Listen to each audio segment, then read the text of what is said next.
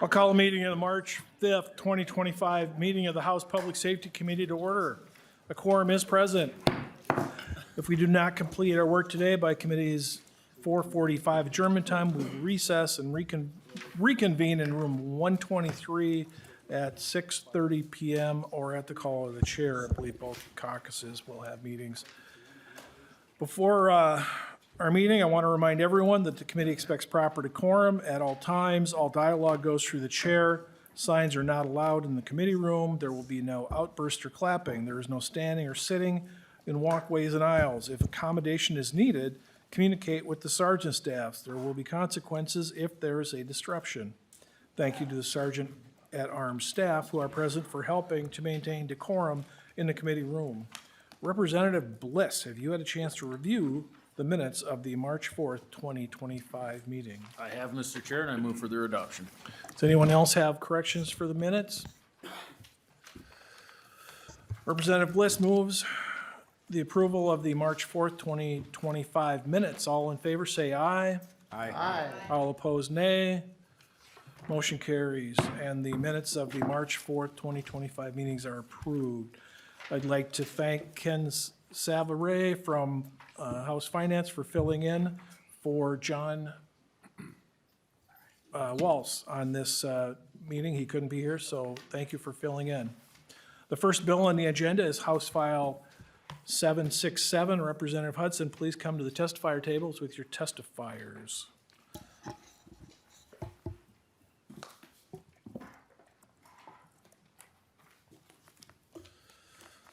Since you are a member of the committee, would you like to move House File 767 before the committee? That is my motion, Mr. Chair. Representative Hudson, we haven't received a fiscal note on this bill yet, so we will be laying it over. Please begin your testimony. Thank you, Mr. Chair and members. House File 767 would enhance penalties for arson when it is targeted against a political organization or motivated by a political purpose. It establishes the crime of arson in the first degree if a person destroys or damages any building through the use of fire explosives, and the building is housed in a political organization, or the offense was committed in whole or substantial part because of an association between a political organization and the building, or if the offense was committed in whole or substantial part to make a political statement. This is a bill in response to an incident which took place last January that you have reference to in an article from the Minnesota Star Tribune in your packets, where the building where the Center of the American Experiment, Take Charge, and the Upper Midwest Law Center were housed at that time. It's my understanding that each of those organizations were very clearly specifically targeted. The fires were started outside the doors to their offices, so it's very clearly a targeted attack. There's another bill that I'll be presenting here later that speaks to the fact that this suspect or suspects, whoever they were, have yet to be identified and remain at large. So, in the political environment that we find ourselves in, where we're increasingly polarized and the temperature keeps rising in terms of what people feel is at stake in our political process here in this building and in Washington, D.C., making sure that we draw a clear line as to how far you can take your protest and dissent, I think is something that should be a priority for this committee and this House. That is my bill, Mr. Chair, and I believe my first testifier is Kendall Qualls from Take Charge. I would invite him to come to the table now.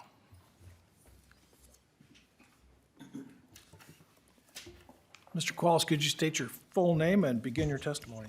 Sure. Kendall Qualls, resident in Medina.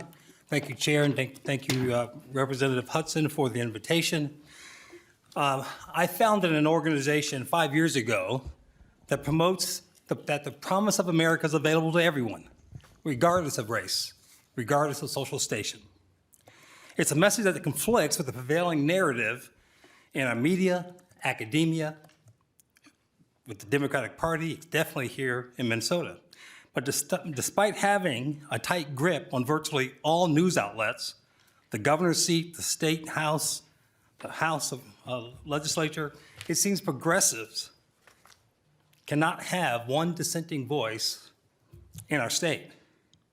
So in the dead of night, my office was firebombed along with two other conservative organizations in the same three-story office building that not only vacated our offices, but 20 other private businesses. And those other organizations, the Center for American Experiment and the Upper Midwest Law Center. So I hope the Democrats on this committee vote in favor of this bill. I strongly suspect they won't, but I hope they do.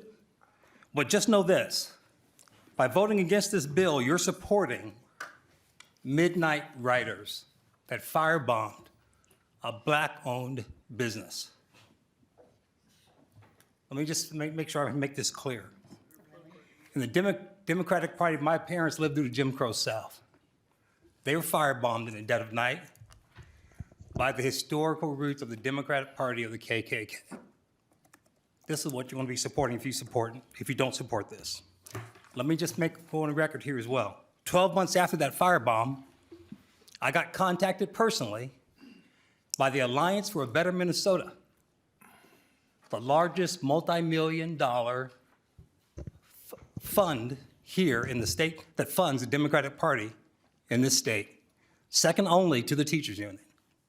So I have been targeted to be silenced, firebombed once, directly contacted by an opposition party or opposition organization, Mr. secondly, Qualls, please keep it to the bill. and I won't be silenced. Thank you very much, Mr. Chair.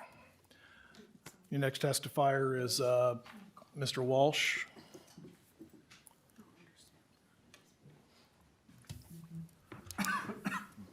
Please state your full name and begin your testimony.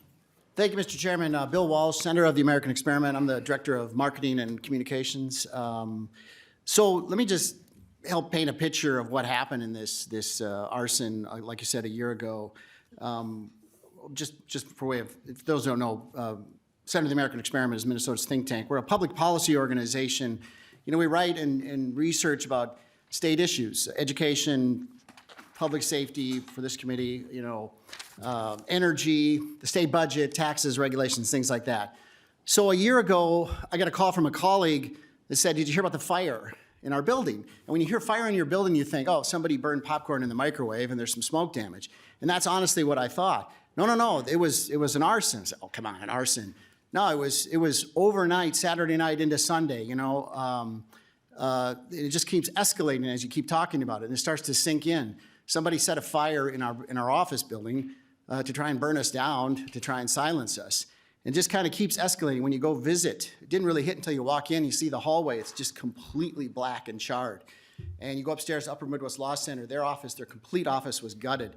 Luckily, the fire didn't make it through the door, but all the smoke damage and water damage, of course, ruined everything. And then it just keeps escalating. The FBI is involved, the ATF is involved. They're saying right away, yep, this is arson. This is a professional job. What does that mean? There's professionals that do this? These people that do this more than once? You know, no cell phones used when they broke in, no car to drive up. They couldn't find any evidence. These guys are real professionals. And arson is a difficult crime to solve. A lot of the evidence burns. So here we are a year later with no really good leads. You know, it's this chilling feeling comes over you. You know, they're trying to chill our speech. You know, we're charts and graphs. We write about, like I said, we're like solar and wind aren't the answer. We like school choice. You know, state budget cuts. You know, and some tried to stop us from speaking on those views. Now, it didn't work for us. I mean, we didn't miss a beat. We don't have a product to sell. We don't have a retail location. We deal in intellectual property. We all took our laptops home and we just kept working. We're out of that facility indefinitely. Luckily, our landlord, you know, found us another place to move into. We have good insurance. We have a healthy bank account. And like I said, because we deal in intellectual property, we didn't really miss a beat. We kept writing, we kept publishing, we kept coming down here to testify. Our magazine kept coming out every quarter. But that's lucky for us. I mean, other businesses, you look at, you know, businesses from the riots in 2020 that were burned down, arsoned, those were retail locations. They lost everything, including a customer base and ability to do business. So I think I agree. Representative Hudson said it's a toxic environment. And it's kind of sad that a bill like this would be necessary to increase penalties for motivation behind a crime like arson. Arson's already a crime, right? But I'm here to tell you, it for a moment it can have that real chilling effect on us. And luckily, we're going to continue on, keep doing what we're doing, but others may not be so lucky. So, thank you. Thank you. Are there any member questions for Representative Hudson or his testifiers? Pinto, Representative Pinto. Thank you, Chair. Thank you, Representative Hudson. I guess I do want to note at the start, and Chair, I appreciated the comment about keeping things on track, but I guess I was concerned. I do want to recognize if the intent is to keep the temperature down, that just we do need to be careful with comments. And again, Chair, I appreciated what you were saying, but just a reminder that as folks are being called out by certain political parties, et cetera, even before we've had a discussion on the bill, I guess I resent that. So I'll just pause with that. So a couple questions, Representative Hudson. So one is, I had recalled you in the past, both in conversations and committee and in floor votes, as expressing a lot of concern about punishing crimes based on motivation. And I probably should say just to the start, obviously, arson in any situation is unacceptable. Any building is unacceptable, and certainly when it is motivated by politics, that's extremely concerning, right? So absolutely. But I do recall you talking about the danger of setting punishment based on motivation and based on thoughts. I mean, specifically, I've got language from a floor speech that you gave when there was a last term. Anyway, I'm just wondering, how do you square that with your support for this bill? How do we think about that? Representative Hudson. Thank you, Mr. Chair. Thank you, Representative Pinto. I very much appreciate the question. I think there's a distinction to be made about, it's not as though motivation has no part to play in how we determine the degree of a crime or the extent to which it should be punished. I think the particulars of the type of motivation that we're talking about certainly ought to be taken into consideration. So I discern that you're making reference to the concept of hate crime, which is something that I find to be more oblique and less defined than what is presented in this bill. The motive of any crime is obviously malicious. And I think as a general rule, typically, we should treat crimes as being similar in nature, similarly malicious, similarly hateful, and shouldn't be looking for reasons to apply additional weight to one crime over another. In this case, what I would argue is that a politically motivated crime goes to a higher level simply because the intention is to disrupt our democracy, to disrupt our political discourse, to chill speech, to put people in a position where they feel as though it is quite literally unsafe for them to express themselves, unsafe to hold and express opinions about how their society ought to be operated and the rights that they ought to have and how those rights ought to be upheld. And I don't think it's healthy for our discourse. I don't think it's healthy for our discourse in rooms like this, in bodies like the Minnesota House of Representatives, and in the public generally, for us to foster environments or tolerate environments where people feel quite literally unsafe to say what they believe. Representative Pinto. Thank you, Mr. Chair. And Representative Hudson, I feel like the kind of motivations that were discussed in the bill last term about race and gender ethnicity, I think we need to recognize that those are in fact ways that people with those backgrounds are in fact end up being excluded from participation in our democracy. Like I think it's pretty clear that in fact there is a strong connection there. And I guess describing this as political motivation, I know that these are the phrases, but when I look at the way your bill is written, I don't think that this is actually how this works. And I think if we look at arson in the fifth degree, look down to the bottom of page 2 if you can. That may be the easiest thing to kind of take us out of the building context. If you set fire to a T-shirt that you own, why should that be punished greater if that T-shirt says Harris Walls and you want to make a statement about how you so strongly dislike Harris Walls, you buy that T-shirt, you set fire to that T-shirt. Why is that? Why are we going to punish that more? And in fact, let me add to this: how is that not a violation of the First Amendment? That is, you are making, in fact, a political statement on lines 3.7, 3.8, and all throughout this. So you're going to address both those points. Representative Hudson.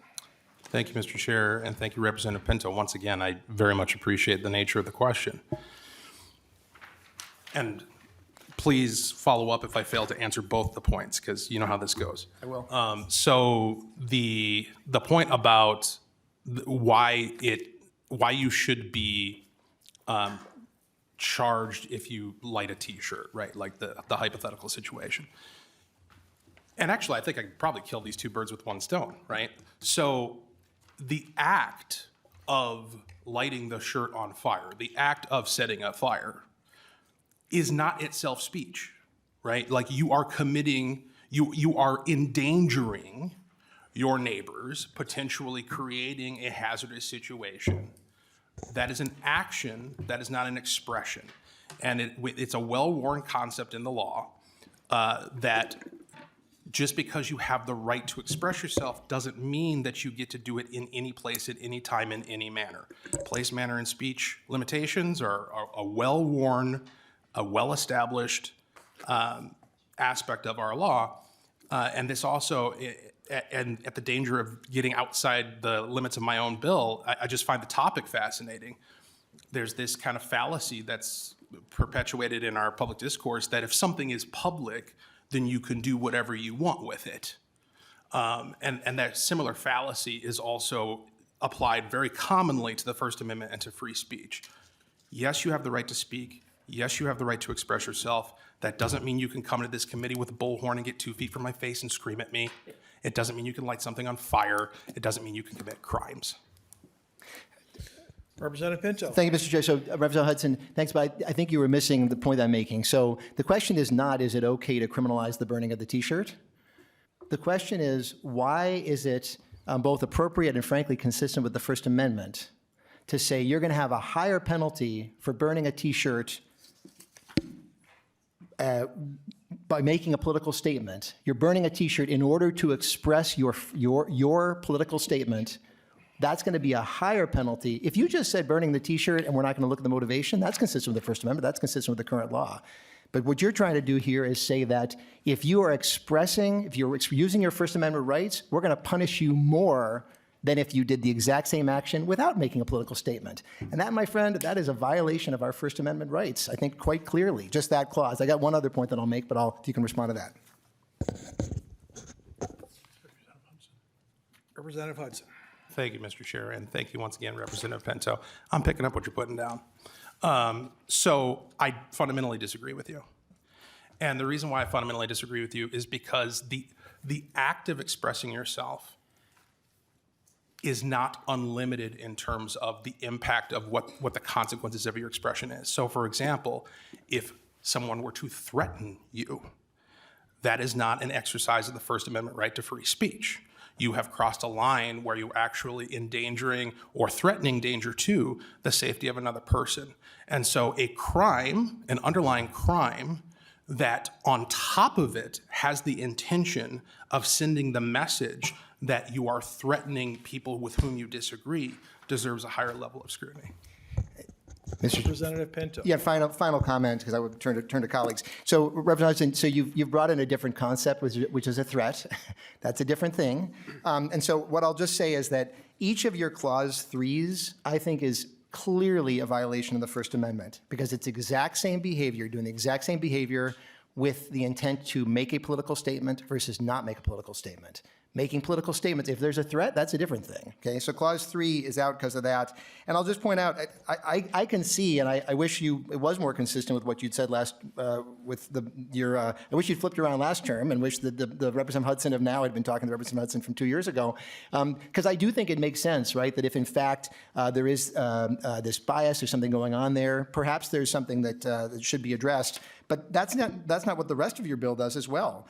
If in fact there is damage to a building that houses a political organization or damage to property, any of these other things, and there's not that motivation, let's say it's anything else, has nothing to do with political motivation, and yet that ends up getting a higher penalty. That's not consistent with anywhere else in our law as well. So I understand what you're trying to do here, and I could sort of possibly see some possible way, but the way this is written, it absolutely does not work. I've got a lot of concerns. Thanks. Representative Hudson, you were a member of the committee last year when we passed statute changes on co-defendants, and would it be possible that, first of all, would you entertain a question about amending it to political property of another? But just as a thought before we bring it back, because we're going to lay it over, but do you think this is something that could be established with the same investigation where we would decide how a co-conspirator is charged in a crime? Mr. Chair, with apologies, I'm not sure I'm following the premise that you're offering. But what I will say is that I'm certainly open to trying to narrow the scope of the provision that Representative Pinto was talking about regarding the incidental arson targeting a building where a political organization happens to be housed. I do think that intention does matter in this case. And the other point that I would like to make in response to this vigorous back and forth that Representative Pinto and I have had is that I actually, ironically, think that this approach of targeting political intention, political motivation, actually does a better job of accomplishing what I perceive to be the intention of hate crime laws.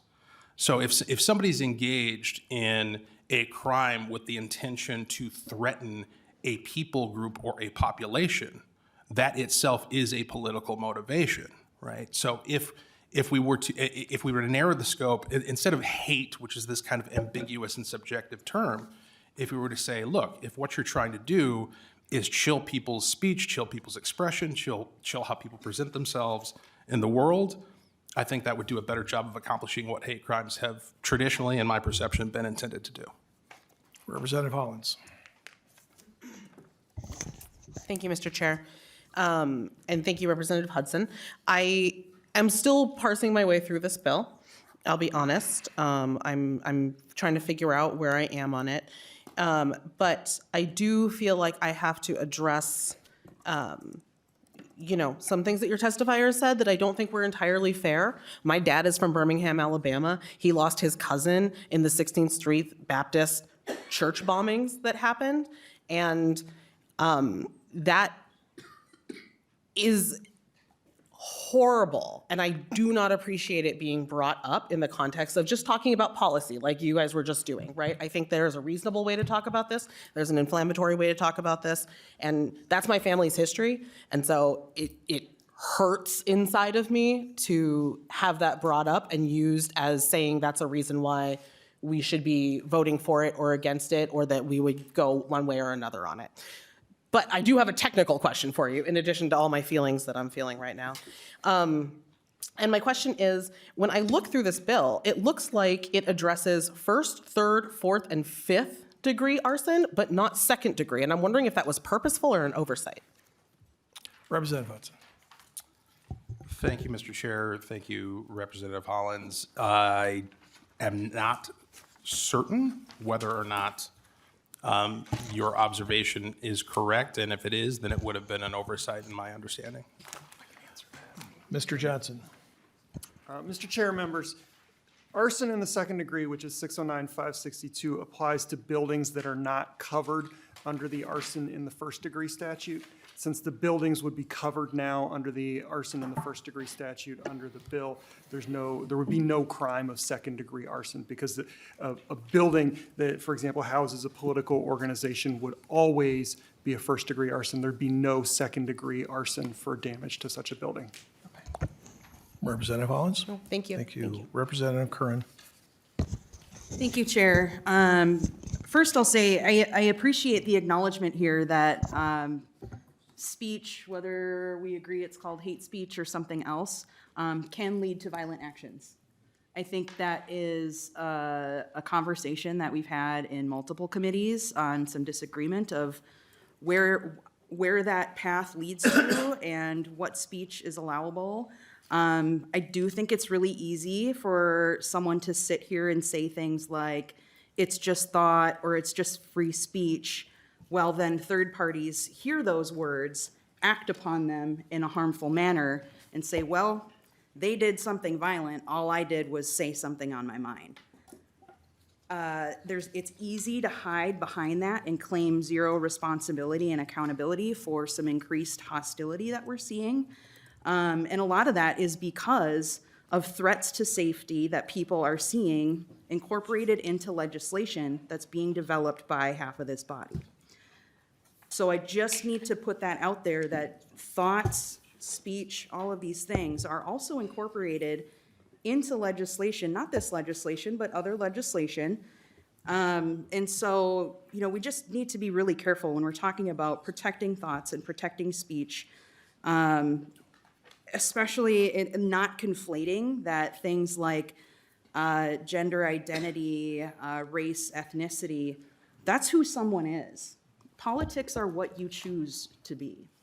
You can make decisions of whether or not you believe in someone's humanity or not, or whether, and we can have testifiers come up and say that they just write articles about charts and ed policy, but they also write articles about their representatives and how much they hate them because of their political party. So I just think, it's been mentioned here, we have testifiers who are maybe not doing you help in promoting this bill because there's a way that this could have been argued that really could have gotten me on board. And the approach used here, I don't want anybody setting things on fire for any reason. That's ridiculous. Like, that's not how you solve problems, clearly. But because of the way that this is presented and defended, I'm almost inclined to vote no just on principle because of how these issues are being discussed. Representative Hudson. Thank you, Mr. Chair. I'm reminded of the process that we went through last term to get both the Indian Family Preservation Act and the African American Family Preservation Act passed on the floor with, as I recall, unanimous votes. And it was not an easy process at all.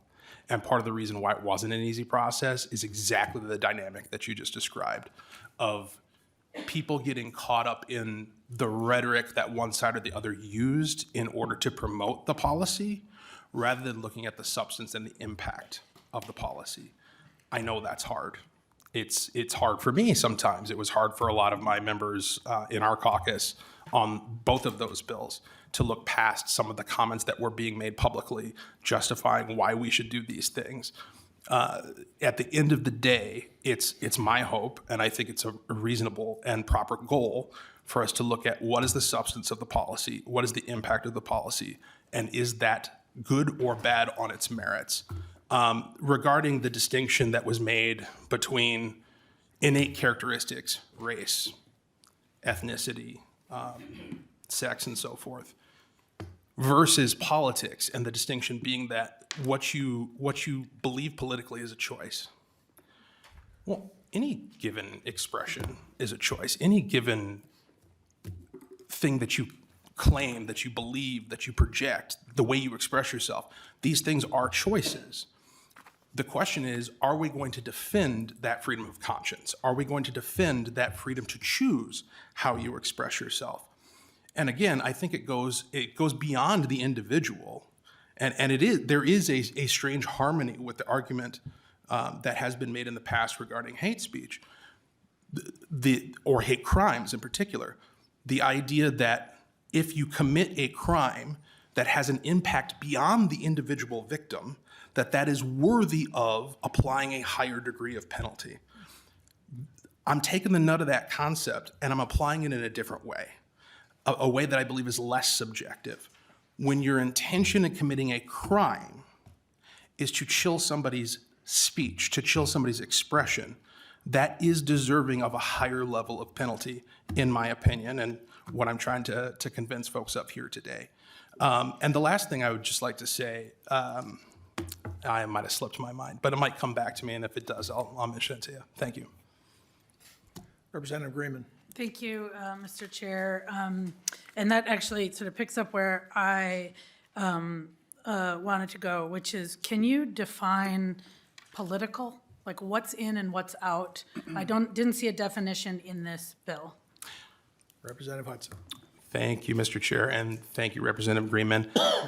That's something I've been thinking about. in all honesty, is should there be a definition of political or political organization or political motive or any of the other terms that are in this bill? And I think where I'm landing, and I'm open to persuasion on this, is that it is best to leave that to the discretion of judges and juries in terms of prosecuting these crimes, and prosecutors in terms of their prosecutorial discretion, simply because I'm not sure.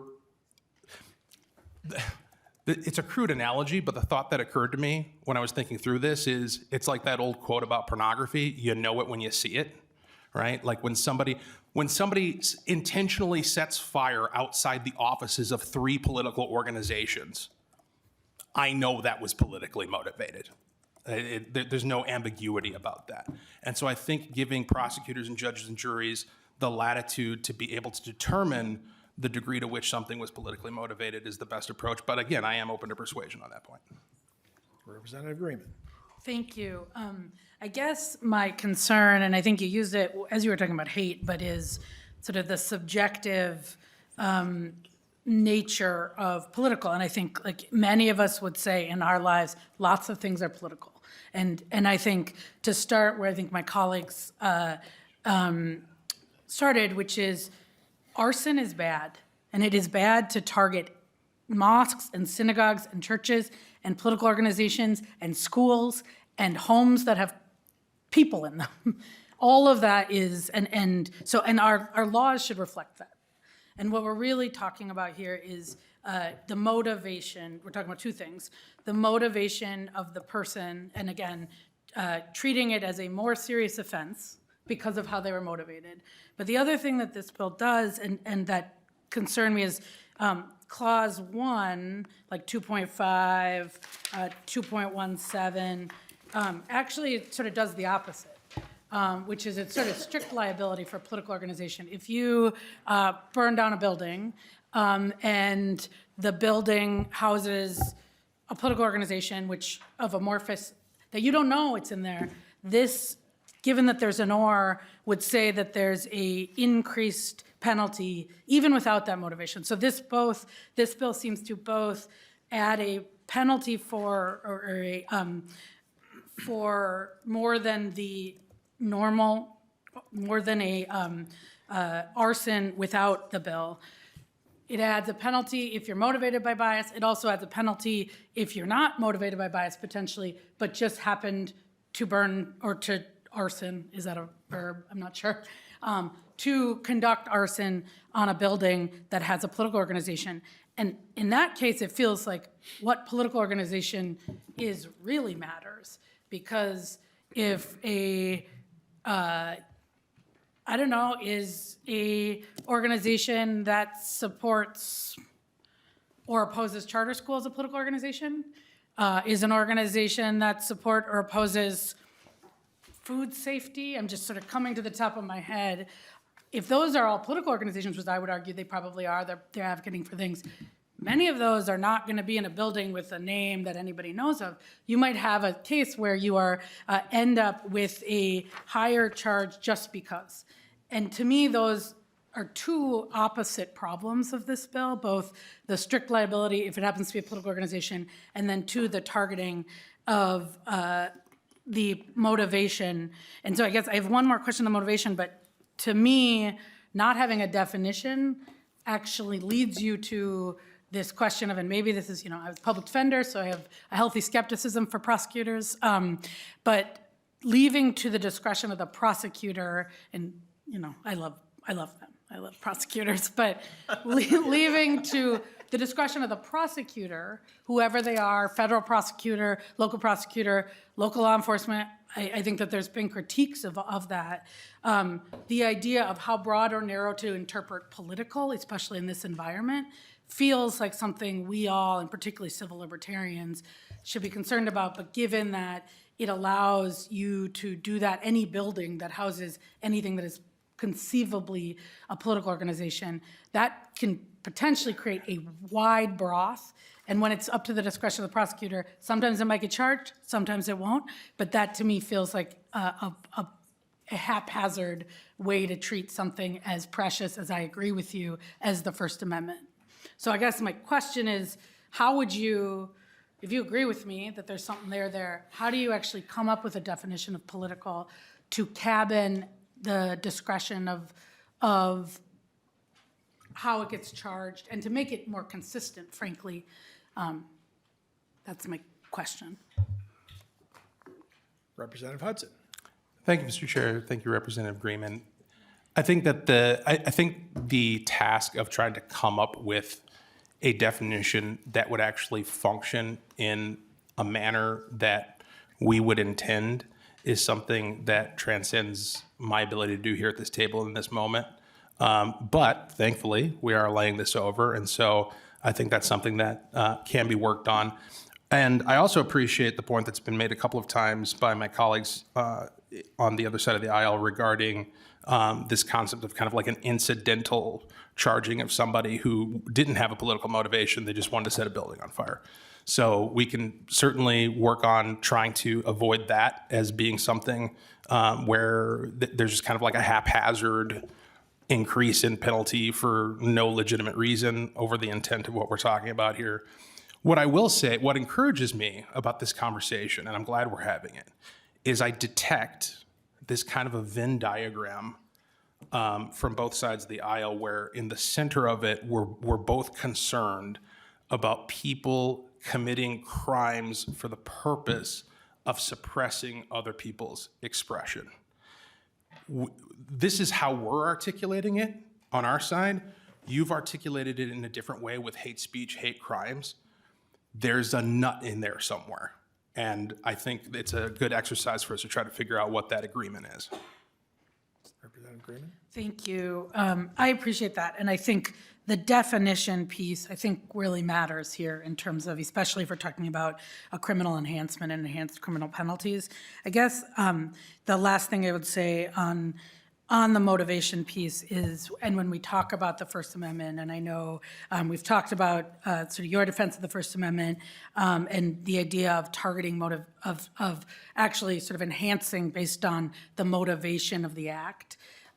In this case, and as it relates to motivation, I think we need to be concerned about protecting the First Amendment rights of the victim for sure. And also protecting the First Amendment rights, not to do the act, right? We're not talking about arson is a crime, and it should be. And we should make sure our laws reflect the seriousness with which it causes all the damage that we both heard about today and all of the other times. But as we think about the First Amendment, right, the law doesn't just, and I don't think we believe it should, just protect the First Amendment speech in this very narrow way. And so the person committing the act, even if you can, and right, you should have to prove up that it's motivated, and that is a job for the prosecutors and juries and the defense system, or the criminal justice system. But I do think we have to be careful when we're talking about enhancements, about where does that line of intent and motivation and the action that we're punishing begin. And that, to me, there's a couple of different First Amendment analyses, and I just want to make sure that we hold both of those when we consider bills like this. Representative Hudson. Thank you, Mr. Chair. Thank you, Representative Greenman. We're getting a whole lot more philosophical about this than I thought we would, but I'm glad because these are important issues. And what I'll say is that when we talk about the right to express yourself, the issue once it crosses the line into some form of coercion, some form of offense, some form of tort, where you're actually violating the rights of another person, at that point, the First Amendment concern, in my view, is that you're attempting to chill the speech of not just that person, but anybody who agrees with them on whatever the point of contention is that you find so offensive. You're saying, this could happen to you too. We could come burn your place down if you agree with these guys over here. And whether these guys over here are gender justice or Center of the American Experiment or whoever they are, regardless of ideology, that is not something that I think we should tolerate. And it's a great conversation to continue going forward. Representative Engen. Thank you, Mr. Chair. This is a fascinating discussion. I want to talk and go a little bit more in depth on the First Amendment piece to this. We all know in 1989, Texas v. Johnson, they affirmed that burning a U.S. flag is protected speech. Of course, we agree with that. I'm sure your side of the aisle agrees with that. Understood. But burning another person's flag is not protected speech. This is the property of another, and by doing so, like you've asserted, this is the chilling of another's speech. But by Representative Pinto's logic, it's an anti-First Amendment assertion that we have enhanced penalties for the purposeful defacing or destruction of a religious building or religious organization's property. And Title 18 of U.S. Code 247 has defined that as a hate crime, and that's been upheld. So to Representative Curran's point of your politics being a choice, well, you could make the exact same assertion of choosing a religion. So there's 100% validity in making this a separate crime based off of motivation. And currently, Minnesota does not have a definition in statute of religion. So therefore, you not having a definition of political organization is justified wholly. So I think this is well within the First Amendment. This is well within, we're not chilling speech by doing this. We're saying others can't. So I appreciate your bill. Representative Hudson responds. Thank you, Representative Engen. Thank you, Mr. Chair. Representative Johnson. Oh, I'm sorry. Nope. Representative Johnson. Thank you, Chair Novotny, Representative Hudson. This is exciting for me. This is like the first topic in the Public Safety Committee where we're not just talking about law enforcement or corrections. We get to talk about something I actually have a little bit of knowledge in. So I appreciate you bringing this forward. I think arson is different than porn in that I've been to a lot of fires where I've rolled up and not recognized it as arson, and it took a lot of hard work by our investigators over a long period of time to determine that it was potentially arson. So that having that definition to help aid them and help aid the county attorneys that would have to prosecute these types of things, having some type of clear definition so that it doesn't get labeled as a politically motivated action if it wasn't, right? And I agree with a lot of the discussion that's happening here, that we don't want to use arson as a way to chill speech, if you will.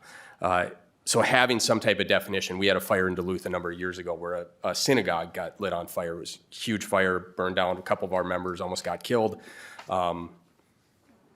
That rose to the federal level of a possible bias crime, hate crime, but because of they were able to determine that it wasn't, that the person was homeless and they were just trying to stay warm and they started a fire outside of a building in a corner, they weren't charged with those crimes. So that's where having a little clearer definition to give some guidance to the folks who are going to be trying these things, I think would be beneficial since this is being laid over.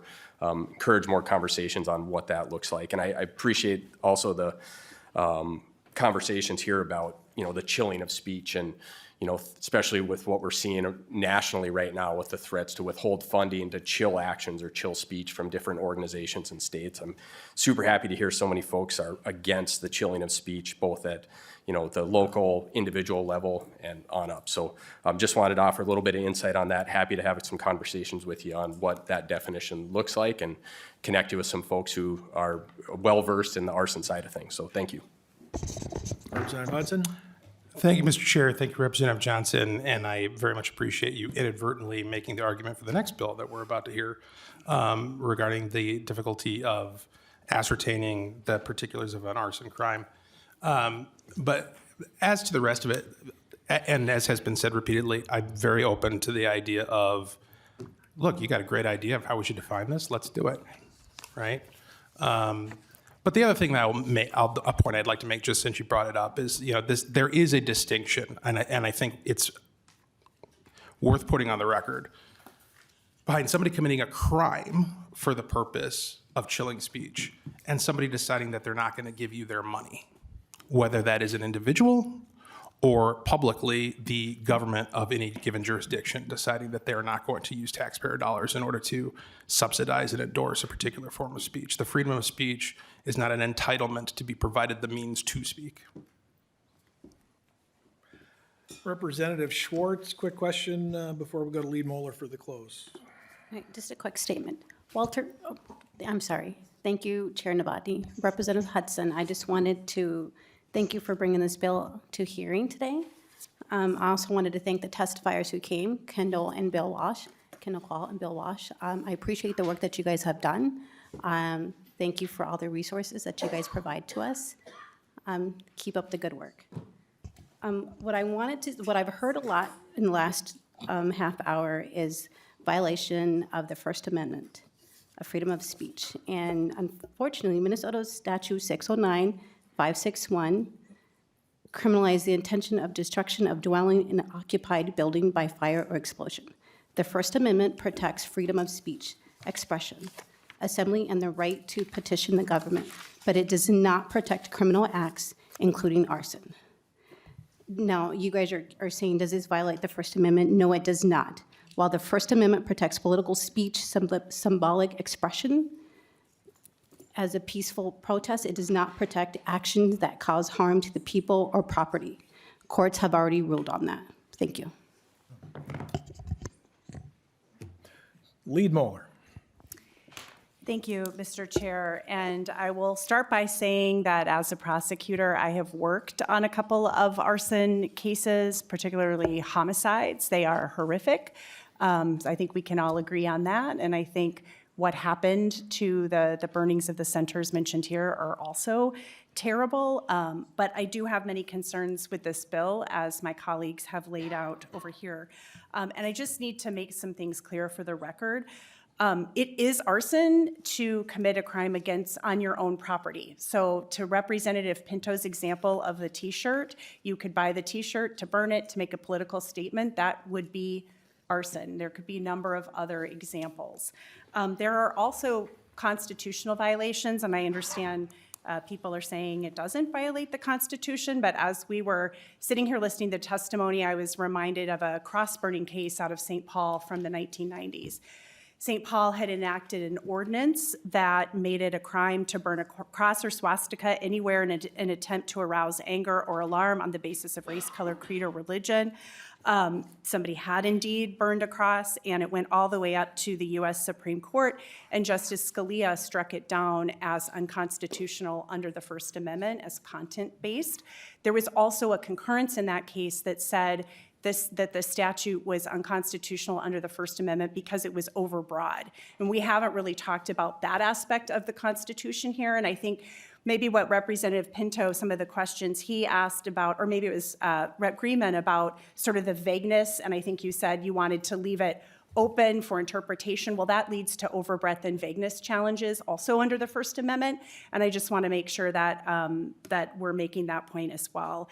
And then finally, and I think, as you know, it takes 68 votes to pass a bill, and I know your testifier is going to be testifying on other bills today.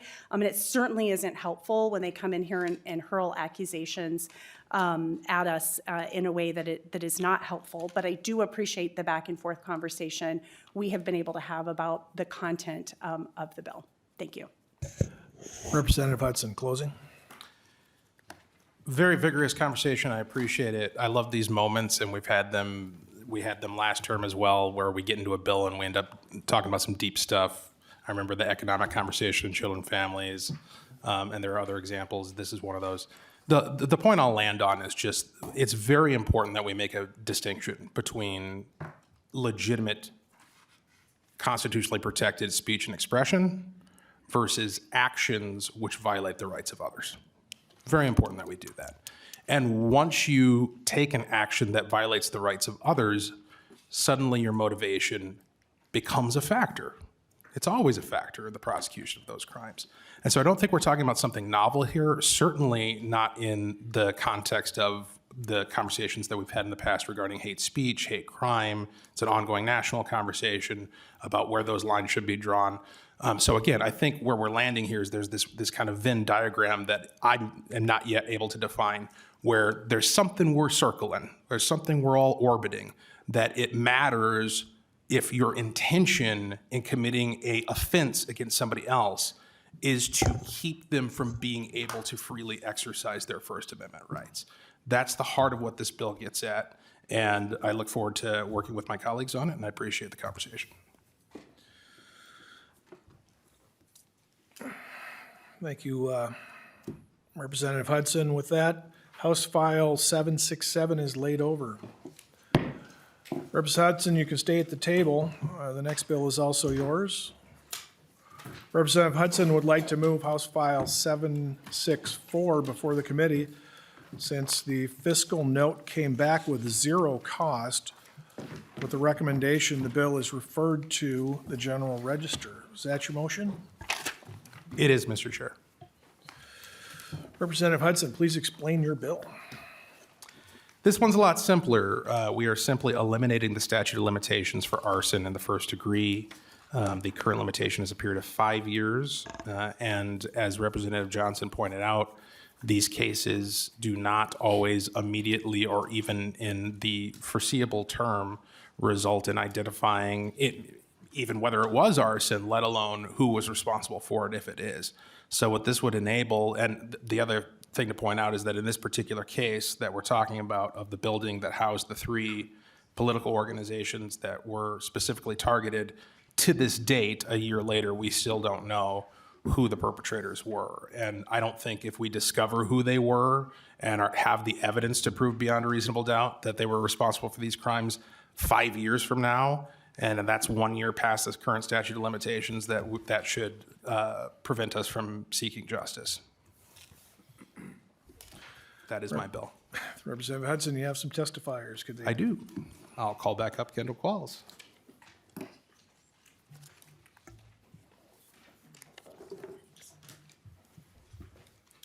Mr. Qualls, could you please state your full name again? And Yes.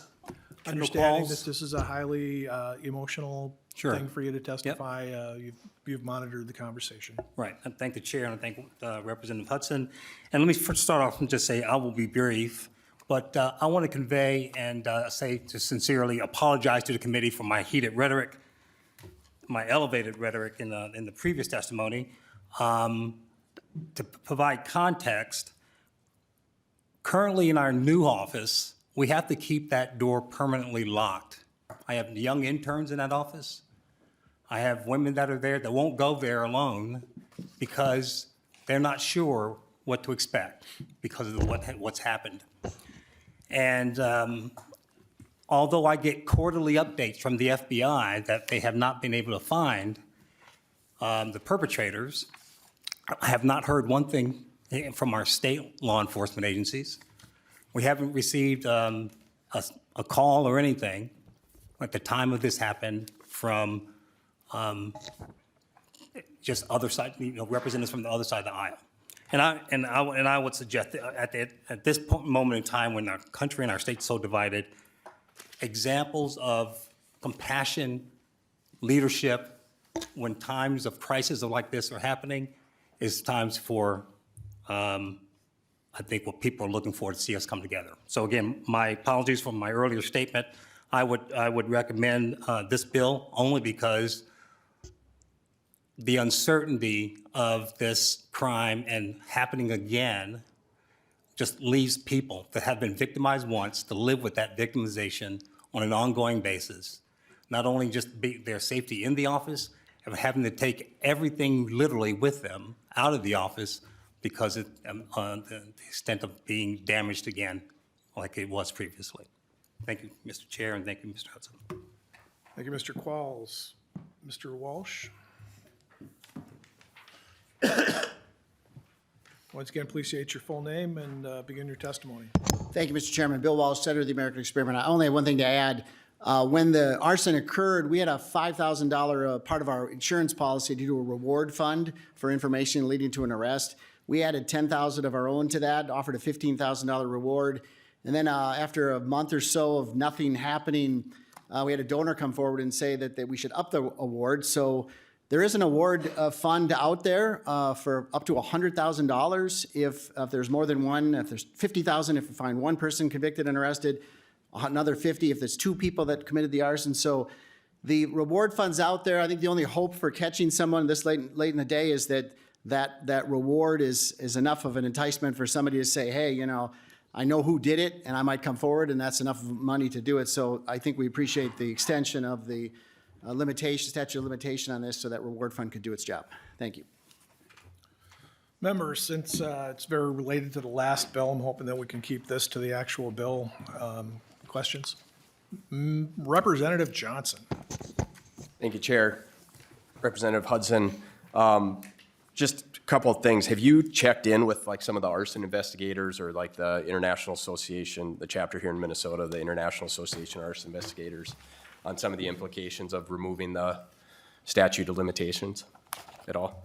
Representative Hudson. Thank you, Mr. Chair. Thank you, Representative Johnson. I have not, and very open to those conversations. I just reached Representative out, oh, Johnson. sorry, Chair. Representative, I had reached back out to just my department just to see what potential implications something like this would have.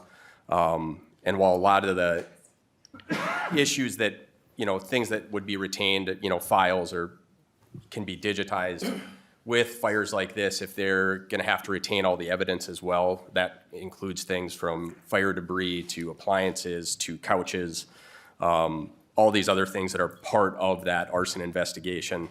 And there would be some issues with keeping that stuff and keeping it in a way that it is usable for future cases. And for departments like ours or some of the bigger departments that go to a number of fires, it could create some real problems with retaining and doing something with that evidence and trying to keep it and maintain it into perpetuity. So question just is if there's any thought to how to possibly change this to allow for some of those things to be shed at certain points after, if it's determined to be arson, to address some of those issues. Representative Hudson. Thank you, Mr. Chair. Thank you, Representative Johnson. I guess my question potentially for the other Mr. Johnson in the room, nonpartisan research, would be, is your reading of the text of this bill that it places any requirement upon investigatory agencies to maintain evidence for a certain period of time or for an indefinite period of time? Mr. Johnson. Chair Novotny, members, nothing in the bill explicitly requires that. I think that would be subject to the individual department policy decisions. Representative Johnson. Done? Chair, no, I appreciate it.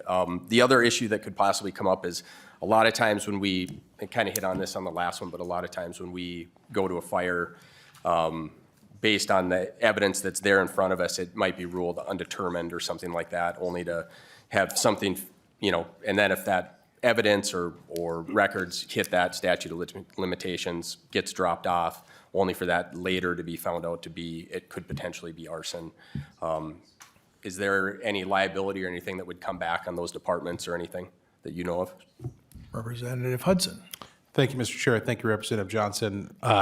Not by my reading of the language of this bill, and I certainly would not intend that to be the case. I do not want to place a burden upon our investigatory agencies to potentially be liable for the disposition of evidence.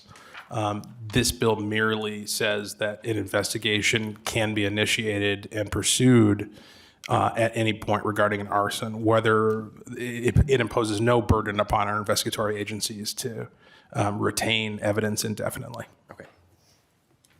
Representative Inget. Thank you, Mr. Chair.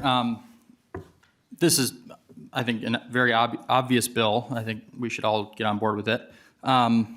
If that 5-year statute of limitations expires, an arsonist could knowingly joke about this, celebrate their action without having justice served in that case, similar to a state representative who was flaunting and celebrating the arson at Mr. Qualls and Mr. Walsh's building. So, Mr. Elliott, could you keep it to the bill? this is, just wanted to make that point. Thank you, Mr. Chair. Mr. Elliott, Mr. Inget. Anyone else? Representative Hollins. Thank you, Mr. Chair. I don't think I have anything super controversial to say on this one. I think we do need to be really careful about when we take away all statutes of limitations. I carried the bill to take away statute of limitations on sex crimes, in the past, and I caught some heat from that, both from my side of the aisle, other side of the aisle, from my own husband. He was like, why would you do that? And I think there's good reasons to do it, right? Like the harm that comes from some of these acts lives on beyond the time period that we might think. And being able to find closure is important.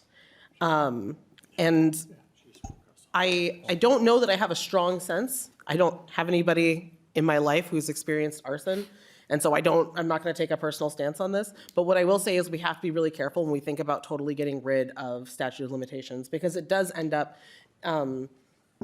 being a burden on a system, right? And so just recognizing that like our systems are built of both policies, but also people who implement those policies. And so I think Representative Johnson's point is valid, that there is like some concern about what that means. And when you get rid of it, if you said extend it to 20 years, I might feel differently than just say get rid of it altogether, right? Because I feel like maybe there's some middle ground there. Anyhow, this is more of an offline conversation, as you can tell I'm rambling. But I just want us to think about when we do get rid of these things, if you're talking about indefinitely, that has a big implication for the systems that we work within. Representative Hudson?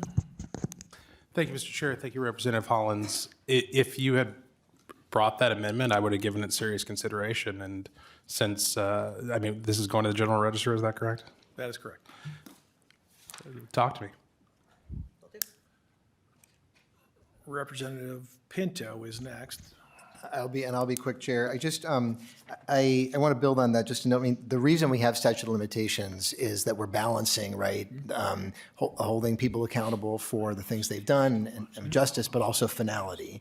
And the exceptions that we've made are quite limited when there's a death, a kidnapping, the criminal sexual conduct situation Representative Hollins described. There was a lot of groundwork laid to explain exactly what the reason was for that kind of crime. And, you know, there's the expression bad facts make bad law, and we want to be careful about legislating based on individual incidents. And I gather what I've heard is about this specific incident, and a very bad incident. And I understand the folks involved are seeking justice as victims of crime are, and they should. But I guess I haven't heard specifically why this particular crime versus just let's sort of abolish all statute of limitations. Like, what is it about this crime that says that we should make an exception for that balance that we're striking? And it's not that I'm totally opposed, but I just haven't heard the justification beyond this particular incident. We want to make sure that if somebody is found at some point, we can go after them, and that doesn't seem like a good basis for policymaking. Representative Hudson. Thank you, Mr. Chair. Thank you, Representative Pinto. That's certainly a worthwhile question. And my sense of the answer is that while we have referenced this particular incident that took place last January, I see it as an incident that is indicative of a rising trend where, and this is something that I think has been recognized on both sides of the aisle, where folks feel empowered and justified in violating the rights of others in an attempt to impact the political discourse, the public discourse. And so sending the signal that this isn't something that you're going to be able to get away with, this is something that we are going to continue to pursue and try to seek and administer justice for, I think is an appropriate answer to that rising tide. And the final point, Mr. Chair, is just, I mean, Representative Pinto. this will only apply after August 1st. I mean, this would not apply to the incident. Unfortunately, Correct. legally can't. Okay. Thank you, Chair. I'll be all done. Lead Moller. Thank you, Mr. Chair. And I do think, just on that last point, the effective date is if the statute of limitations period is still open, then it would be, it would perhaps apply. And I think those points are really well taken. When I saw this, I thought about some of the cases that, again, that I tried, and arson is a difficult case, my understanding, to prove. And so for me, that would be a more compelling reason, actually, to maybe extend the statute of limitations, just because those cases are difficult. We heard that with your testifiers in this example as well. And I do think Representative Hollins has a point of maybe it's not 5 years, but maybe it's not indefinitely. So hopefully we can have those discussions. And then to Representative Johnson's point as well, I think the fire marshal would be someone important to also consult with before this hits the floor. But I'm planning on voting yes to move it out of committee today. Thank you. Well, Representative Hudson, we used to say investigations that if there's no real secret, if there was more than one person involved, eventually it'll come out.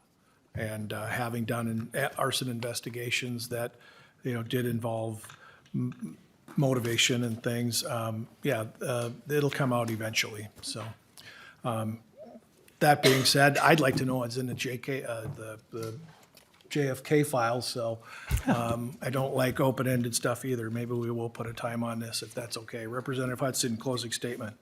Thank you, Mr. Chair, and thank you, members, again, for the conversation. My closing remarks are less about the bill itself and more just about what I'm observing in this process that we're engaging in here. One thing I've grown to appreciate about you, Lead Moller, is your diligence when it comes to reaching out to stakeholders and asking, who's this going to affect, and making sure that they have a seat at the table in our policy conversations.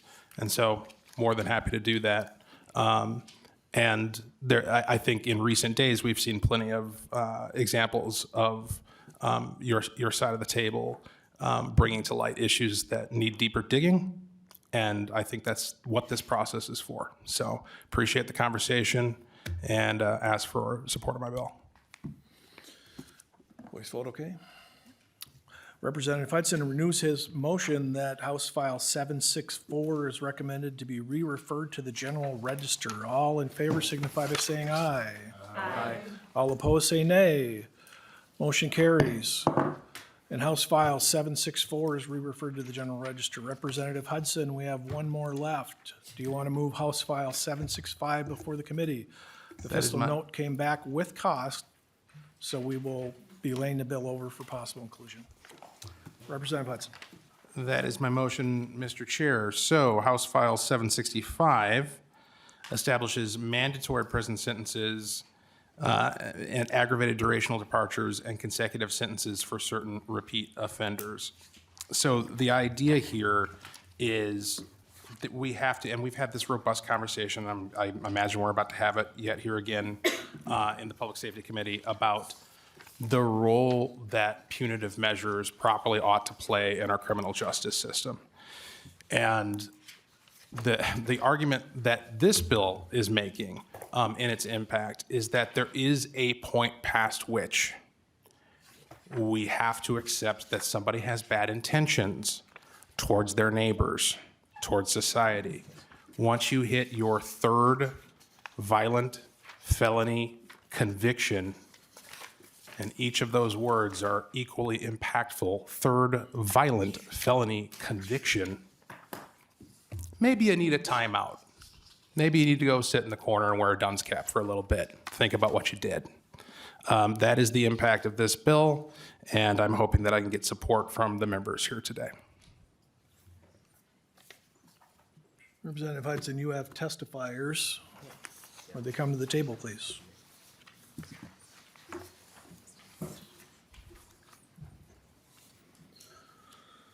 Mr. Zimmer, state your full name and begin your testimony when you're ready.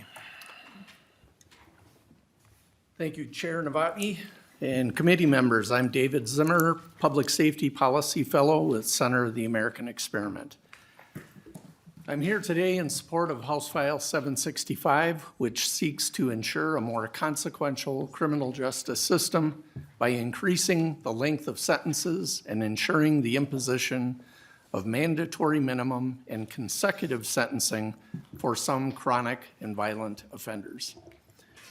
Minnesota has been among the states with the lowest incarceration rates and the highest community supervision rates in the nation, and has been so for decades.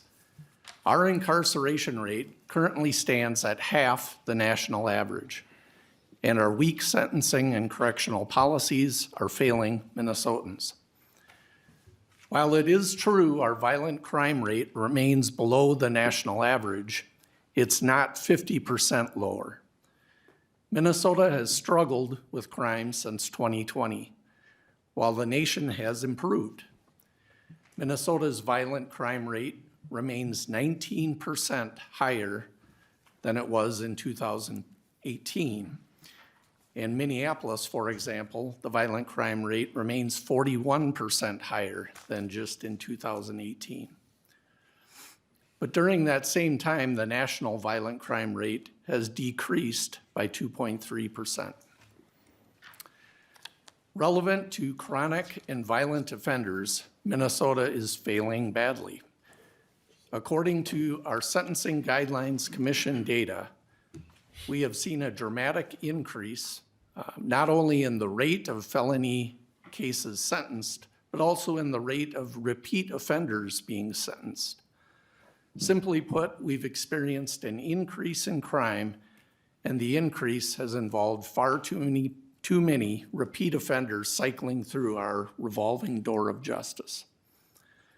Since 1981, Minnesota has experienced a 98% increase in the rate of felony cases sentenced. For person crimes, that rate has exploded by 180%. Between 1981 and 2022, the percentage of felony sentences involving defendants with no prior criminal history points dropped by 47%.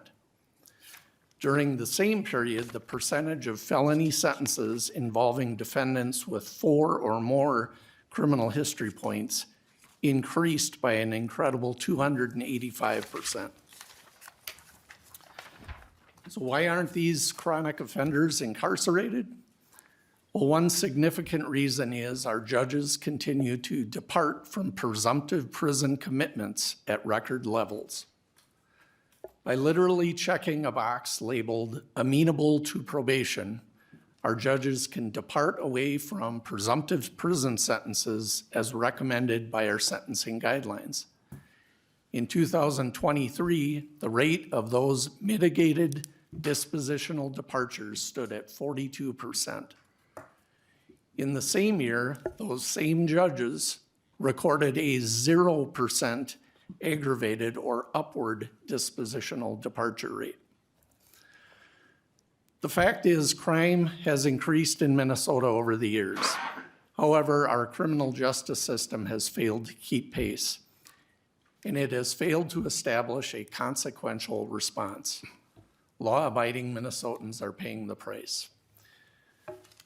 House File 765 helps reestablish appropriate consequences for chronic and violent offenders, and I urge you to vote yes on this bill. Thank you, Mr. Zimmer. Mr. Qualls?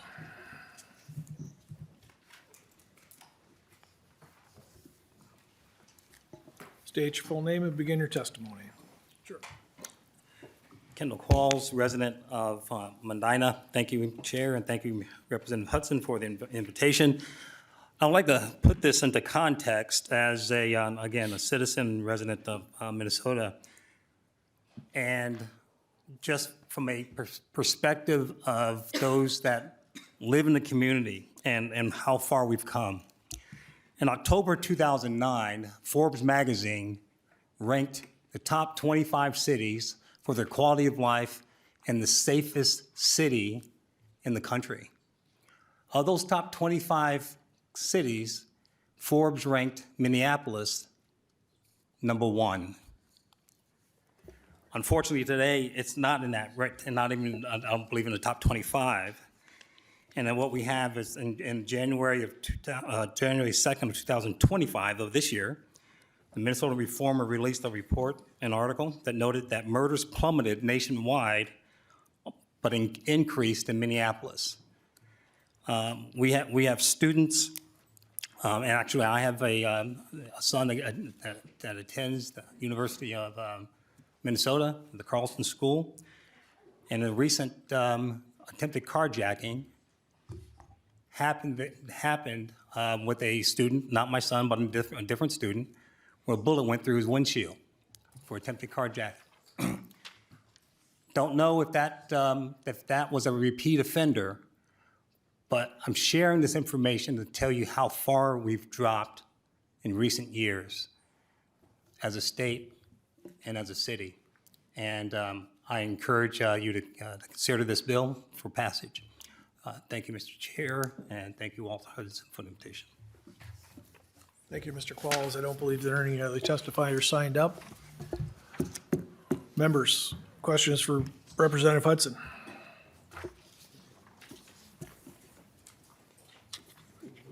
Representative Feist. Thank you, Mr. Chair. I was just looking online at statistics around crime in Minnesota. I just don't see, besides the Center for the American Experiment, I don't see other sources reporting similar data. I found this chart about violent crime in Minnesota. This is the 1960s, and it went up in the 1980s, and then it's slowly been going down. We saw the pandemic, and that was obviously a really troubled time for our state and our country. But overall, those trends are pretty good. I found some data from Newsweek, so a national news outlet, that said that we're better off in terms of the violent crime rate than our surrounding states, except for North Dakota is slightly under Minnesota. But we're better than Wisconsin, South Dakota, Iowa. So I just question some of these statistics. I question it also with my life experience. I have a law firm that's in downtown Minneapolis, and I feel safe. So anyway, I just wanted to point out that I don't, we should not legislate from a place of fear and hand waving. I think we really do need to look at the data. We've had good conversations and we collectively have had good exchanges over the years about what is the goal of our public safety system, what are the goal of our laws. One of those goals is to punish. But there are all sorts of goals. There's goals of rehabilitation, because most of the people who are incarcerated are going to get out. And do we want them to get out and be law-abiding, have a job, be able to support themselves? We also need to look at what people who have been a victim want. And that's not always just, black and white punishment. And then we have to think again, following the data around what does protect public safety, what reduces recidivism.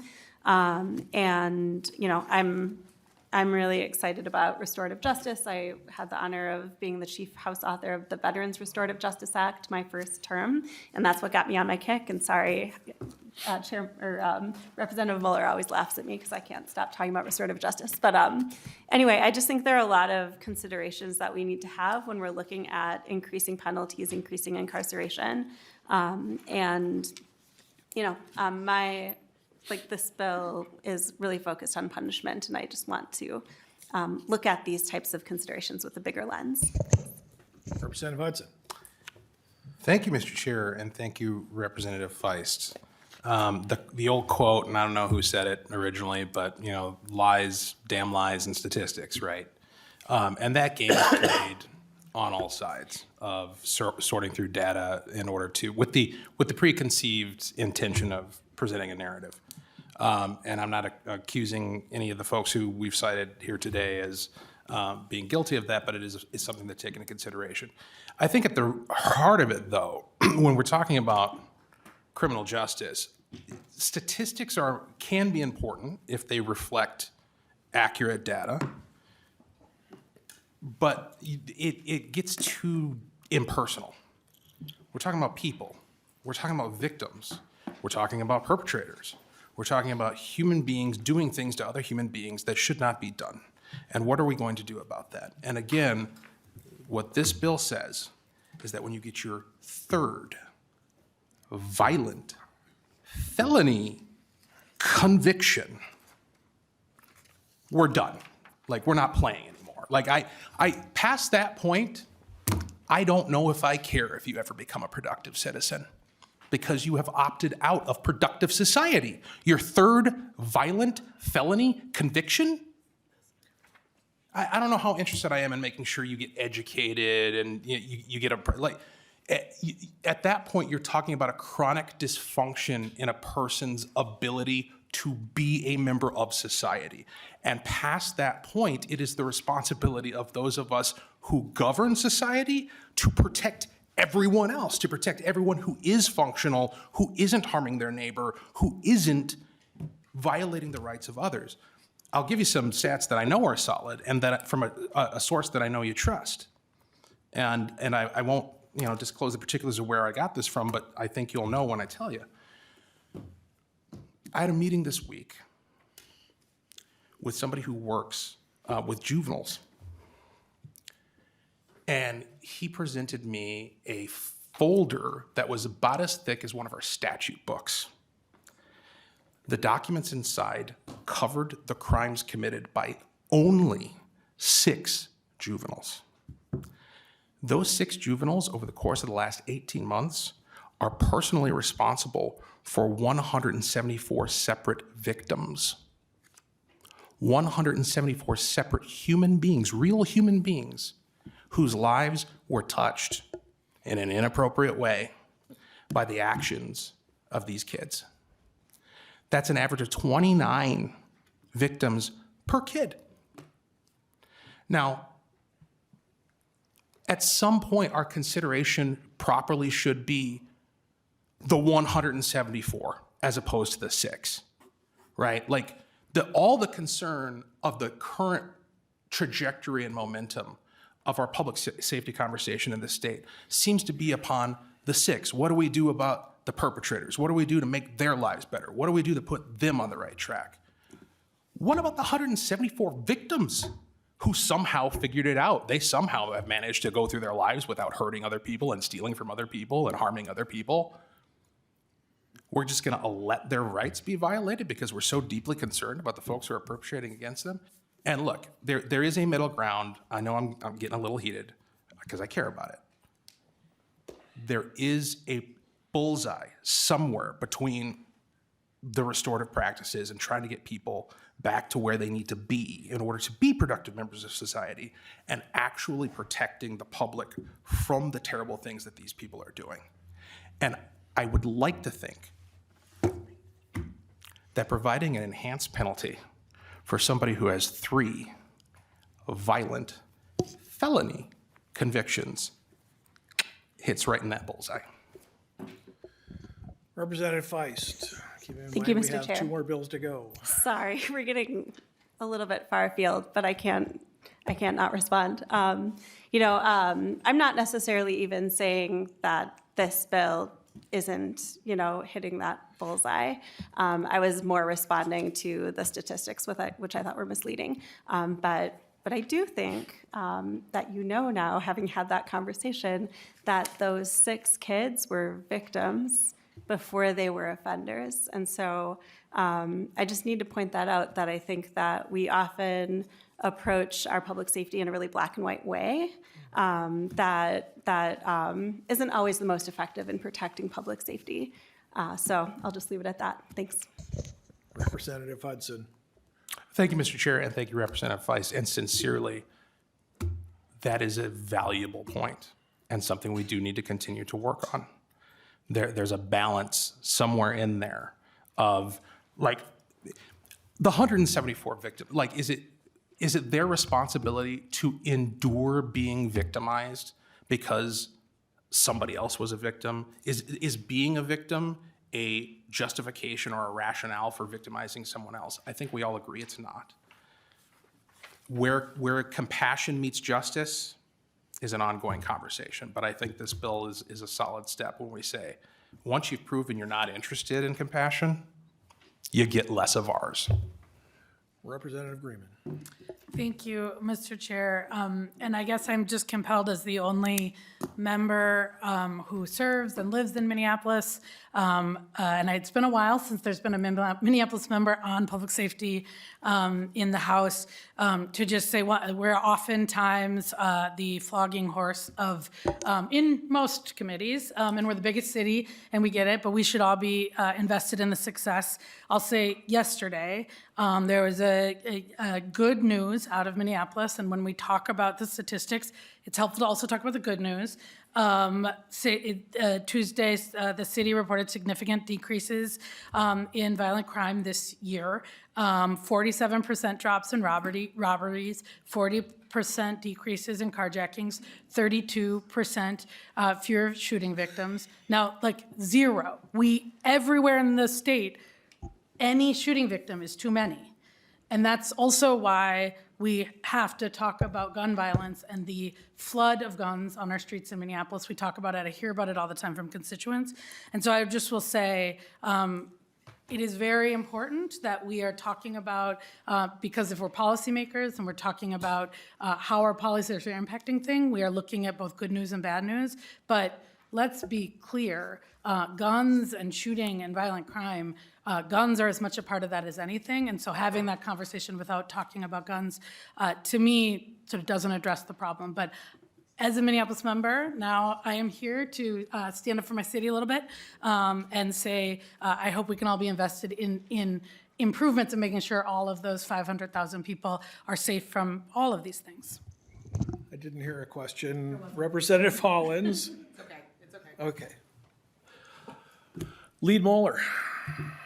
Thank you, Mr. Chair. And I will be brief. I do have one question for Representative Hudson, and I'm curious if any victim advocacy groups have expressed support for this bill. Representative Hudson. Thank you, Mr. Chair. Thank you, Representative Moller. I have not engaged with victim advocacy groups. Didn't feel as though it was necessary. This should be relatively non-controversial once you, again, have committed 3 violent felony. You've got convictions on 3 violent felonies.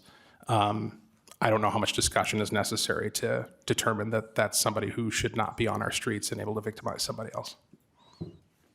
Lead Moller. Thank you, Mr. Chair. Well, I just heard victims come up a number of times, and I would be curious to know how they feel, because I know in past years they have said increased penalties is not what they believe. This is the advocacy groups is the answer to solving crime. Victims aren't a monolith, so I'm sure you could find some victims who would be like, absolutely do this. But I do think it's still important, if you're going to say that victims want this, to at least talk to those advocacy groups and hear what their thoughts are around this and other possible solutions. I did just want to reference the sentencing guidelines, because those were referenced earlier as well. Since 1981, the number of felony cases sentenced annually has generally grown from 5,500 cases in 1981 to over 16,000 cases in 2023. And then I'm cutting down what I was going to say. In 2023, the total incarceration rate, the percentage of felony cases in which the sentence included prison or confinement in a local correctional facility, was 86% compared to 63% in 1982. And I think we could all agree on both sides of the aisle that what we have been doing isn't working, and I think we need other solutions. I think we need prevention, we need rehabilitation, we definitely need people to be held accountable too, and I'd love to continue working on solutions for all of those things. I just don't think this bill hits the mark. You want to respond to that before I ask the last question and you close, or? I think I can respond to it in my close. Go ahead and ask your question. All right. Representative Hudson, I agree. What we've been doing isn't working, and that's why we work together on this bill. Maybe you haven't had a chance to talk to victims directly, but I've been with you on the corner of 36th and Penn when you did talk to victims and you did have this conversation. If I could remind you about that conversation that we had. And I'll remind you, and we've been not to assault or kick a city that it's down, but one day we picked and we went to 36 and Penn and met with people. And when we got there, they were just taking down the crime seat, the crime tape from one end of the next block over. They were taking down the crime scene tape from a murder that happened there. And we met with some people on the corner. And before I got home, or to my next event, which was actually a fundraiser for Jamal Mitchell in St. Paul, in the time it took me to drive from there to St. Paul, there had been another murder, not 50, maybe 75 feet away from where we had been standing. So we're not trying to pick on any particular place, but in my career in 30 years in Sherburne County, had there been 2 murders within a block in the course of about 4 hours, we would take that we would take that very seriously, and there would be changes if it was in Sherburne County or North Oaks or Maplewood. My question for you is, isn't it true that this bill already exists? This bill already exists. It's been on the books we're changing some technical language in the bill, but, you know, your bill would change the statute to basically go from may to must. The guts of the bill is one word, and there's some stuff that follows through it, but it's may to must.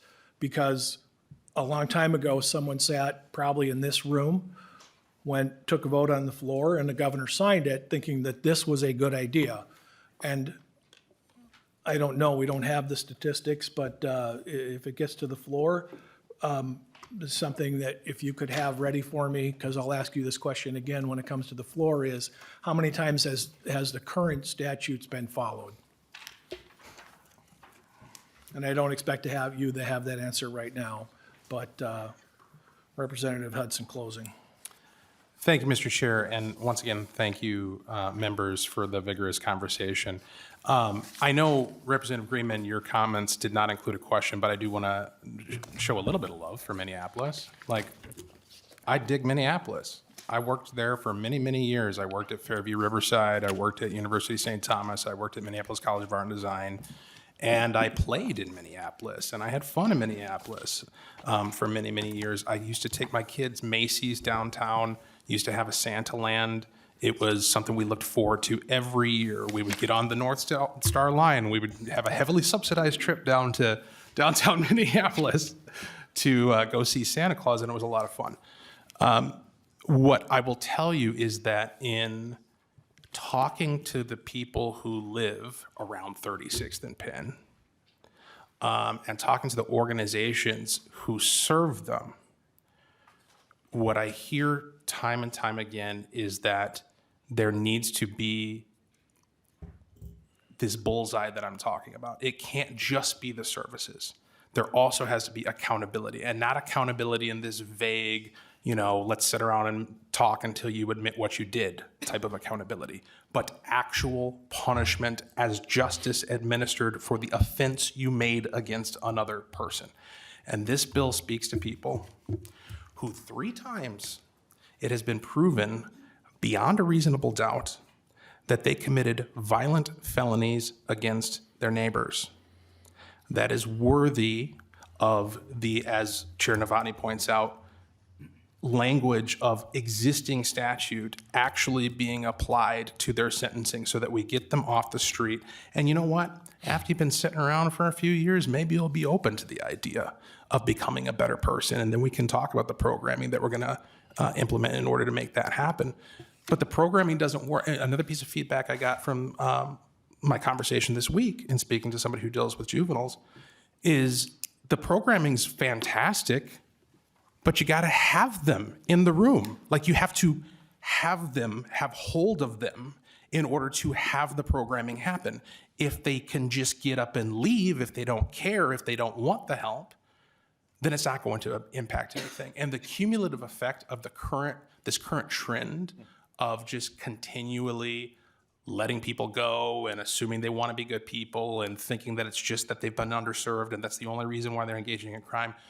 When we talk about these statistics, again, lies, damn lies and statistics, I think a lot of what's happening is people aren't reporting crimes.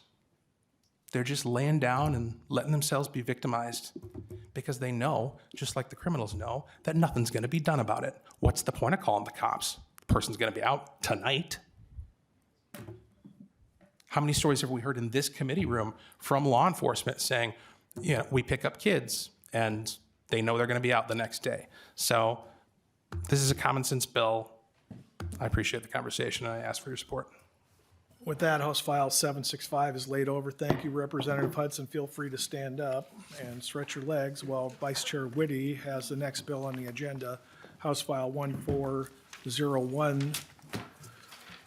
This will be your bill. Please come forward with your testifiers. Since you are a member of the committee, would you like to move House File 1401 before the committee?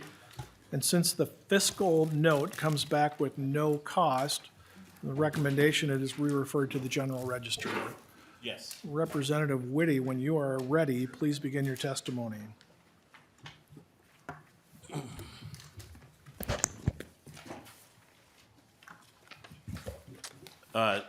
Thank you, Chair Novotny. Thank you, fellow Public Safety Committee members. House File Number 1401 expands the definition of endangered for the purpose of the Missing Endangered Persons Program. This is a result of great work with Superintendent Evans a couple years ago to refine the concept of a silver alert system for persons with Alzheimer's, dementia, or TBIs into one of the adding people with these conditions into the current missing or endangered persons program. We all have heard the stories of a loved one being missing due to one of these conditions, and these will go out to law enforcement as an alert and allow them to use the tools able to locate someone's loved one or missing person that's going through one of these terrible incidents. And my testifier, Representative Zelenskar, when I told her about this bill, has worked in the area and wanted to talk about it. Representative Zelen, go ahead. Oh, gosh, it's been a long day. Thank you, Chair, and thank you, Representative Witte. I just come, members, to speak on behalf of seniors and this disease that happens, and it can change fast for family members and for aging people. And Minnesota has a very large aging population right now. It literally just this week, being down here, I saw it on the news, somebody missing, and I thought about this bill and how important this bill is to have clarification on this specific disease and how it affects seniors, because time is of the essence, and whether or not people, wherever they live, in caring for seniors in assisted living and nursing homes for over 40 years, I saw this happen many times. I mean, they follow the mailman out. The fire trucks come when somebody falls, and they're by the door, and there can just be one single thing that happens, and you have a missing person, and or somebody lives at home and they're not supposed to drive, or something has changed and they're missing. And so this bill really gives clarity for public safety and allows timeliness, which is really critical to try to find people as soon as we know that they truly are missing. So thank you for bringing this bill, Rep. Witte. Representative Witte, anything else? Thank you, Chair Novotny. There's some information about the endangered missing person alert information for law enforcement and some of the guidelines that are as follows. There's a letter of support from MPPOA, and also the Sheriff's Association is supportive of it. And we do have bipartisan support on this, so I just appreciate your support. Speaking of bipartisan support, Representative Feist, I know that this is something you've been active in. When you have any questions for? Thank you so much, Chair Novotny. Yes, I actually just emailed to sign on as a co-author because I intended to. Seniors in my community really support this. I think it's a really good idea, and I'm glad that you introduced this bill. Thank you. Thank you. Lead Moller. Thank you, Mr. Chair. We had too much praise, Representative Witte, yesterday. I guess it's coming back again today. But appreciate this bill and am glad to support it. Thank you. All right.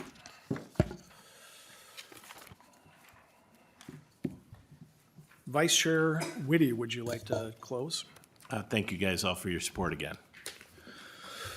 Vice Chair Witte renews his motion that House File 1401 is recommended to be re-referred to the General Register. All in favor of this motion signify by saying aye. Aye. All those opposed, nay. Motion carries, and House File 1401 is referred to the General Register. Lead Moller, are you willing to go over by a couple of minutes? Lead Moller, as you come to the chair, you are a member of the committee, so we'll have lead House File 1354. This is your bill. I see that you're up there with your testifiers. Since you are a member of the committee, would you like to move House File 1354 before the committee with a recommendation it is re-referred to Judiciary? Thank you, Mr. Chair. That is my motion. Lead Moller, please begin your testimony. Thank you, Mr. Chair, and thank you so much for having a hearing on this bill. I very much appreciate it. So currently, the BCA is required to post to its website all public data from officer-involved death investigations within 30 days of the end of the appeals period. And what's happening is, and Superintendent Evans will be able to speak to this, there are a lot of videos. And I know from prosecuting cases that crimes that, didn't used to exist in a video world, now there are videos everywhere. And there's a lot of information to sift through, and often a lot of people who are just bystanders and not even part of the case that may need to be redacted out. And so the purpose of this bill is to make sure that the BCA is still posting that important information, but narrowing so that it's not every single video that's out there, but it's really targeted to what we were trying to do when this legislation passed. And with that, I'll turn it over to my testifier. Superintendent Evans, please begin your testimony. Thank you, Chair Novotny and Lead Moller, for bringing this bill for us. I really appreciate the hearing on this today. What this has already been referenced is that we are required in our, primarily officer-involved shooting investigations, but officer-involved death investigations to post the entire file and all the information on the BCA's public website. This came from a lot of scrutiny around these cases in our state and putting all of the information in one place so that the public can consume that and be able to download that information. We still, we want to meet that 30-day turnaround time, and as Lee Moller noted, with the challenges that we've had is in particular body cam. The body cam statute in Minnesota drives and the information that needs to be posted, but because of the way that statute is constructed, there's a lot of private data on there. And what that means is we have to redact the data that didn't capture the incident itself or even what led up to it or the immediate aftermath of oftentimes, and there's examples that I could provide where, say, a large police department, there could be 30, 60 police officers that respond after the fact, providing scene security, still have body cams activated, and we have to go through and redact that real time, and it's extremely time intensive. What this bill does is it doesn't change the data classification of any of the information. If a request were to be made for that information, we will still do that. We will just put it in our normal data practices queue based upon request. But the goal of this is to get the information of most interest to the public as quickly as possible, which, as we know from these investigations, really is the incident itself and what led up to the incident so that we meet that 30-day turnaround time. We have a team of 9 people that do only data practices requests at the BCA now, so a full-time team doing this, and we cannot keep up right now and meet that 30-day turnaround time. So again, this doesn't change any data classification. It's simply, and we will still put everything else up that we normally would, including the video that captures the incident and what led up to it. It would simply be what we refer to, which doesn't read well in a bill, extraneous video, meaning other video that doesn't actually pertinent to the incident itself. So happy to stand for any questions or explain further, Chair. This is simply a goal to make sure we put the most pertinent information on the website as quickly as possible. Questions for Lead Moller or Superintendent Evans? Lead Moller, close. Thank you, Mr. Chair. Appreciate your support, committee. Lead Moller renews her motion that House File 1354 is recommended to be re-referred to judiciary. All in favor signify by saying aye. Aye. All those opposed say nay. Motion carries. House File 1354 is re-referred to judiciary. Almost got me. Thank you, Lead Moller, and your testifiers. Our next committee will be Tuesday, March 11th at 3 p.m., and for anyone watching, the after is canceled. There being no further business before the committee, this meeting is adjourned.